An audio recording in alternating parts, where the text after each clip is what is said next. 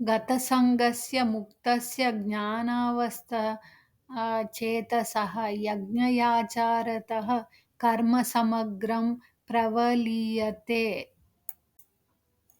గతసంగస్య భౌతిక ప్రాపంచిక ఆసక్తి రహితంగా ఉండి ముక్తస్య ముక్తులైన వారు జ్ఞాన అవస్థిత ఆధ్యాత్మిక జ్ఞానంలో స్థితులై చేతస ఎవరి బుద్ధైతే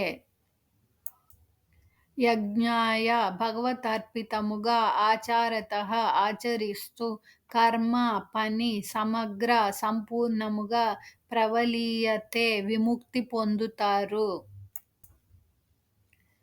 అటువంటి వారు ప్రాపంచిక అనుబంధాల నుండి విముక్తి చేయబడతారు మరియు వారి బుద్ధి దివ్య ఆధ్యాత్మిక జ్ఞానంలో స్థితమై ఉంటుంది. వారు చేసే ప్రతి పని యజ్ఞంగా ఉంటుంది కాబట్టి వారు అన్ని రకాల కర్మ ప్రతిచర్యల నుండి విముక్తి చేయబడతారు.